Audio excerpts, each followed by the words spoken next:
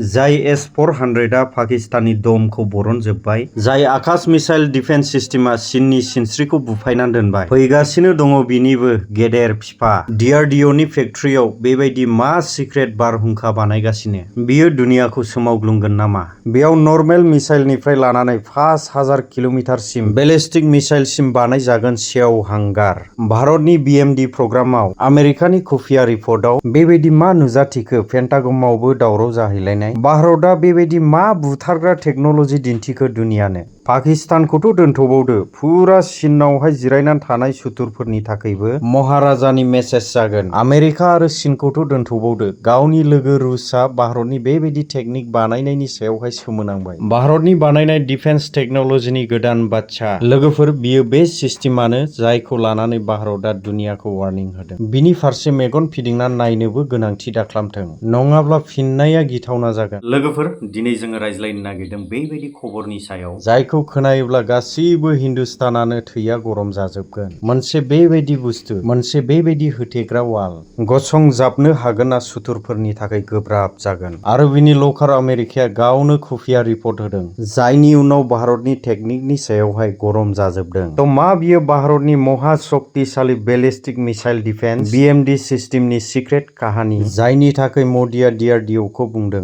जेरैखि खालामा मानो बेखौ गोख्रैनो बर्डाराव सौहैहोदो। थ' लोगोफोर, नोंथांमोन बयबो S-400नि नामखौ खोनाजोबखाबाय जानांगौ, जायखौ फसंनानै दोननायनि थाखायनो पाकिस्ताना मेगन मोदै जानांबाय। आरो नोंथाङा गावनिनो देशनि आकाश मिसाइल डिफेन्स सिस्टेमखौबो नुखाबाय जानांगौ, जायआ चीननि हांखौ थाबथाहोदों। नाथाय दा जे फैनो गोनां, बियो बेफोर गासैनिबो गोबां गुना बांसिन थागोद गोनां, बांसिन खात्रा आरो बांसिन गिथावना। भारतआ गावनि हायावनो गावनि बैगानिकफोरनि दमआव रेडि खालामगासिनो बे हाथियारफोरखौ। गारबोनाय बोसोरफोरनिफ्रायनो भारतआ बे महा प्रजेक्टनि सायावहाय खामानि मावगासिनो दं, जायनि सायाव दुनियाया खोमाजों खोमाथ' खबर दंमोन, नाथाय बिनि थागोदनि आन्दाजखौ रावबो मिथिया। बियो बेबायदि मिसाइल सिस्टेम जायनि जानथायखौ खोनाब्लानो सुथुरफ्रा गोलोमफ्रुजोबनांगोन। बिनि सिगांनि बानायनायाथ' रेडि फसंनानै दं। नैथि बानायनायनि गिबि मिसाइल AD-1नि टेस्टआ जाफुंसारखांखाबाय। दा सम फैबाय AD-2 मिसाइलनि, जेराव सिलखौ आरो खात्रासिन बानायबावगोन। बियो दा फाइनाल स्टेजआव दं, नाथाय बिनि खौरांखौ मोननानै दुनियानो मावग्लुंजोबबाय। साननानै नाय एसे,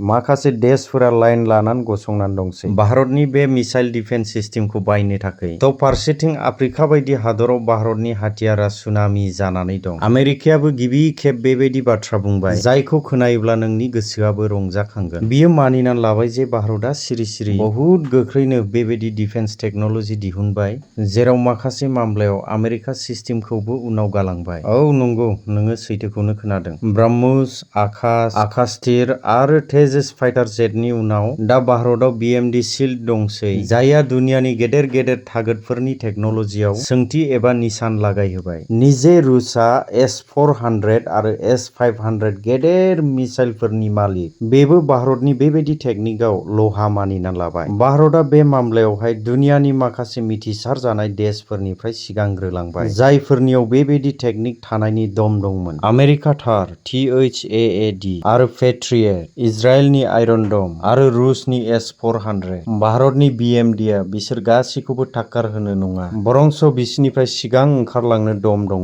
थ' लोगोफोर, सोंथिया बे जे बेबायदि माब्रै भारतआ दुनियानि बबेबा मोनसे देशनि गोजौनि गाग्लोबनायखौ जेसेबांखि खाथ्रायानो जायाथों मानो माखासे मिनिटावनो हाथफ्लाजों मिलायहोनो हायो। बेबायदिनो जोंनि BMD शील्डआ खामानि मावो। आरो बिनि सिङाव मा सिक्रेट दं, जेराव बेखौ दुनियानि खाथ्रासिन डिफेन्स सिस्टेम बानायो? भिडिअ' थाबाय था आंजों लोगोसे, खारन आङो दिनै नोंथांमोननो देशनि माखासे महाजुद्ध जानो थांग्रा माखासे सिस्टेमफोरखौ खोन्थानो थांगासिनो दं। आरो DRDOनि जोंनि बैगानिकफोरनि थाखाय बे शानदार जाफुंसारनायनि सायाव मोनसे लाइकआथ' जाखागोन। फोरमायनाय बायदिब्ला 2 बोसोरनि खम समावनो 2026 नङाब्ला 2027 मायथाइनि जागायजेननायावनो भारतआ बे BMD शील्डखौ फुरा अपारेशनेल खालामगोन। DRDOआबो बिखा फोरदाननानै बुंदों जे BMD शील्डनि थाखाय सबसे गाहाय मिसाइल AD-1 यानि एयार डिफेन्स 1 नि जाफुंसार टेस्ट जाखांखाबाय। खालामबाय। बियो बे मिसाइलानो जेराव गोजान गोलाव बेलिस्टिक मिसाइलफोर आरो गेदेर उरां जाहाजफोरखौ गोजौआवनो फोजोबनो हायो। आरो बेजों लोगोसेनो थाफागोन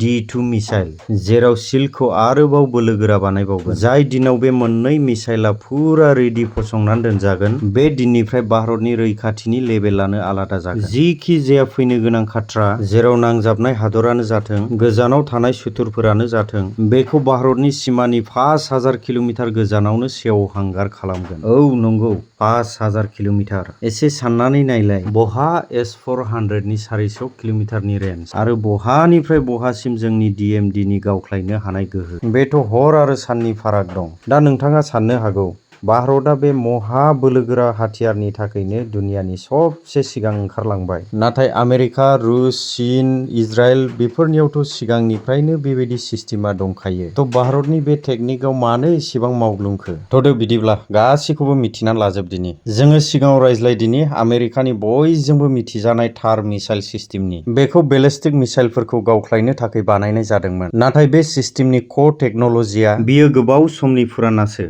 नाथाय भारतनि BMD सिस्टेमा एकदम लेटेस्ट गोदान मुगानि किलार टेक्न'लजिनि बेस्ट। भारतनि BMD-आवबो थारनि बायदि माल्टि लेयार सिस्टेम दं। यानि आलादा आलादा गोजान आरो गोजौ सुथुरफोरनि मिसाइलखौ इन्टारसेप्ट खालामनो हायो। नाथाय थार सिस्टेमाव जाय मिसाइलखौ बाहायनाय जायो, बेयाव सिंगेल स्टेज रकेट इन्जिन लागायो। बिनि अनगायै भारतनि सिस्टेमाव माखासे रुसि S-400आवबो माल्टि लेयार मिसाइल जायो, जायनि थागोद आरो जानथाया गोबां जायो। भारतनि BMD-आव जेराव पृथ्वी डिफेन्स भेहिकल (PDV) आरो एडभान्स एयार डिफेन्स (AD) बेफोर मिसाइलखौ सिगाङाव बाहायोमोन। नाथाय दा AD-1, AD-2 फैगासिनो। बिनि स्पिड आरो गाग्लोबनाय, बिनि थागोदजों रावबो गाजाबनो हाया। बे हारसिं मोनसे मिसाइलनि जानथायानो 2000 निफ्राय 3000 सिम खोन्थादों। आरो बियो 101 मसफायार, यानि पृथ्वीनि बायुमण्डलनि बाहेरावनो सुथुरफोरनि मिसाइलखौ गुन्दै खालामनो हायो। दानिया रायज्लायदिनि इजराइलनि आयरन ड'मनि सायाव। हामासनि रकेटजों गाग्लोबनायनिफ्राय गावनि सहरखौ बासायनो थाखाय बिराद मोजां खामानि मावदों,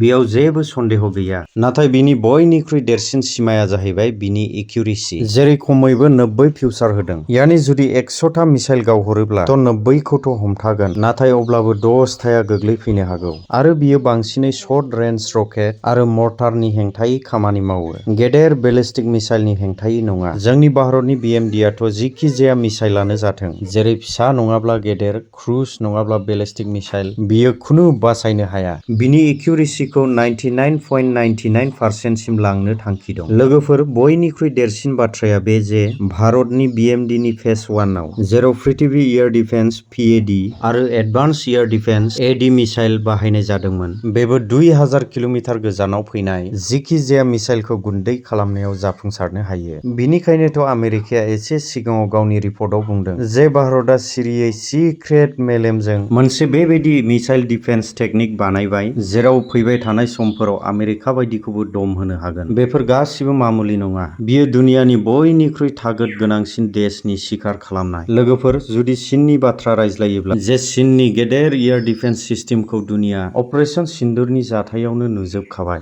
जेब्ला भारतनि रोननिथिखारिफ्रा बिनि गासिबो सिस्टेमखौनो बरनजोबदों। चीननि आखायाव SQ-9 सिस्टेम दङ, नाथाय भारतनि माल्टि लेयार BMD-आ, जायहा पृथ्वीनि बायुमण्डलनि सिङावनो एन्ड'गमस्फायर आरो बाहेराव 101 मसफायार, बै जायगायाव सुथुरखौ फोजोबनायनि गोहो दं। बियो चीननि थाखाय गाज्रि सिमां जानो हागौ। थ' लोगोफोर, जेब्ला पाकिस्तानआ दिल्ली एनसीआर बायदि ओनसोलखौ गावनि शर्ट रेन्ज बेलिस्टिक मिसाइलजों SRBM बायदि HATF-1 आरो फाटार-2 जों जाथावै निशाना बानायनो नाजादोंमोन, थ' म'डी सरकारा DRDOनि BMD फेज 2 खौ सुपारफास्ट स्पिडजों फुरा खालामनो हुकुम होबाय। बे आगानखौ बे समाव होनाय जादों जेब्ला भारतआ सिगांनिफ्रायनो जे गावनि BMD फेज 1 इन्टारसेप्टरखौ रेडि खालामखांखाबाय, जाय ओनसोला खाट्रा लेभेलाव आवगायगासिनो बेखौ गोगोमैनो फिन्नाय होगोन। लोगोफोर, पाकिस्तानआ गावसोरनि शर्ट रेन्ज मिसाइलखौ बाहायनाय जादों, नाथाय भारतनि आकाश आरो medium range surface to air missile (एमारसेम) प्रणालीआ बिसोरखौ साक्सेसफुल गोजौआवनो फोजोबस्रांबाय। जुदि पाकिस्तानआ शाहिन सिरिज बायदि इन्टारमिडिएट रेन्ज बेलिस्टिक मिसाइल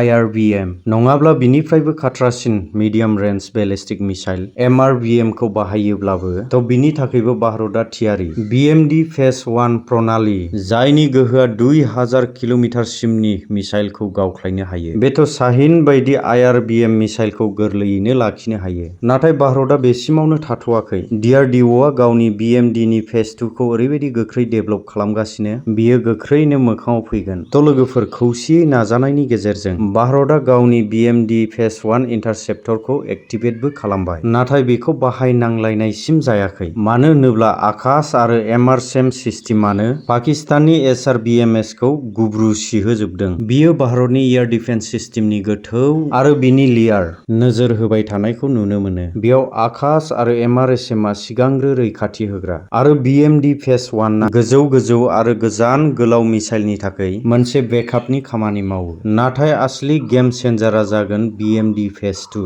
बे प्रग्रामजों भारतनि मिसाइल रैखाथि संरचनायाव सोमोनांथाव सोमावग्लुंनो हागोन। दिल्ली NCR बायदि गेदेर आरो गोबां मानसिफोर थानाय जायगायाव रैखाथि खालामनायाव बे प्रणालीआ मोजां खामानि होगोन। DRDOआ जेरै बारहुंखाफोर बायदि BMD फेज 2 खौ मावगासिनो, बे बाथ्रायावनो हमदांनो हायो जे भारतआ बेफोर गासैखौबो लानानैनो दुनियानि बादशाह जानो थांगासिनो दं। फुरा जानजि खाफ्राखाबाय। लोगोफोर, माखासे रिपर्टआवथ' बेबायदिबो बुंनाय जादों जे आमेरिकाया गल्डेन डम बायदि बबेबा नुफेरै डिफेन्स सिस्टेमखौ बानायनायनि रायज्लायदों। नाथाय खोनासं, भारतआ बिनि फिफा, बिनि सिगांनो बानायग्रोनानैहाय एक्टिभेटबो खालामगोन। आरो जुदि बियो जामारबाय, चीन पाकिस्तानखौथ' दोनथ'बावदो, गुबुन देशफोराबो आसि थुनायनिफ्राय थुख्लायजोबगोन। बियो जाहैबाय गोदान भारतनि थागोद। बियो जाहैबाय जिउजों फोथायनाय भारतनि फिननाय। लोगोफोर, बे भारतनि थांखि लानायखौ नोंथाङा माबायदि नांखो? जुदि भारतनि थांखियाव नोंथाङाबो गोरबोजों गोजोननाय दङब्ला कमेन्ट सेक्सनाव नोंनि साननायखौ खोन्थाहरथार। DRDOनि बैगानिकफोरनि थाखाय मोनसे सेलुटआथ' जाखागोन। भिडिअखौ लाइक खालामनो आरो शेयार खालामनो दाबाव, जाहाथे गासिबो भारतनि सुबुंफ्रा मिथिजोबनाय बायदि।